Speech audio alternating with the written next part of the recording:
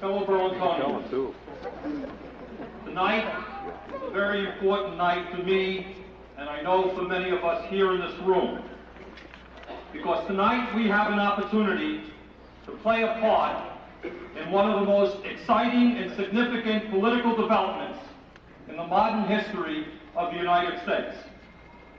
Tonight, many of us are going to give our support to a candidate for president who has done more than any other candidate in living memory to bring together the disenfranchised, the hungry, the poor, the workers who are being thrown out of their decent paying jobs, and the farmers who are being thrown off of their land. Tonight, we have come together to support a candidate who is creating an historic coalition of working people, of poor people, of women, of minorities, of students, of farmers, of peace activists, of environmentalists. Tonight, we are here to endorse the candidate who is saying loud and clear that enough is enough, that it's time that this nation was returned to the real people of America, the vast majority of us, and that power no longer should rest solely with a handful of banks and corporations who presently dominate the economic and political life of this nation. Tonight, we are here to support a man who, when elected president, will move boldly to end the growing disparity between the rich and the poor.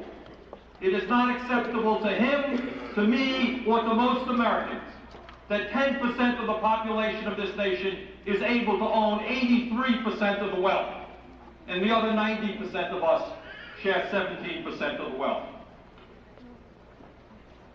Ladies and gentlemen, when our candidate becomes president, and we believe that he will, we will see a movement toward the establishment of a national health care system, which once and for all in this country will guarantee health care as a right of all citizens and not just the privilege of the wealthy.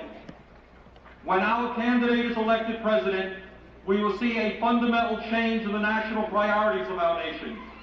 We will build fewer bombs and more affordable housing, less nerve gas and more child care centers. We will stop the Star Wars madness in its tracks and spend our wealth to save the family farm, to protect our environment, to increase federal aid to education so that every young person who has the capabilities can go to college. We will utilize the best minds of this nation, not for research into new and more sophisticated ways to kill people, but to rebuild our industrial base, to prevent acid rain and the destruction of the ozone layer, and to find the solution to AIDS and other killer diseases. Our nation is a great nation with unlimited potentiality. What we need is leadership, which will tap our innate strengths so that we can improve the quality of life for all of our people and not concentrated on how to destroy life. When our candidate is elected president, we will finally have a foreign policy which says to the people of Nicaragua, to the people of Latin America and the Third World, that we are your allies and your friends, not your oppressors. We will stop once and for all supporting every right-wing dictatorship in the world that serves the needs of corporate greed. Ladies and gentlemen, and fellow Burlingtonians, the candidate we are supporting tonight has stood for us and fought for us for the last 25 years of his life. Along with Martin Luther King Jr., he put his life on the line so that all Americans, regardless of color, could receive their basic democratic rights. He was there when we needed him. Our candidate has stood with the farmers being thrown off of the land. He has stood with the workers on the picket lines being thrown out of their jobs.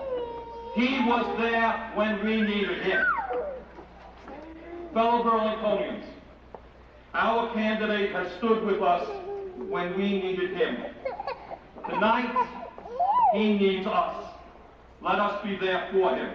Ladies and gentlemen, I would like to place in nomination this evening the name of one of the great leaders of our time and a man who has waged the most courageous and exciting political campaign in the modern history of this nation. I place in nomination with a great deal of personal pride, the name of Jesse Jackson.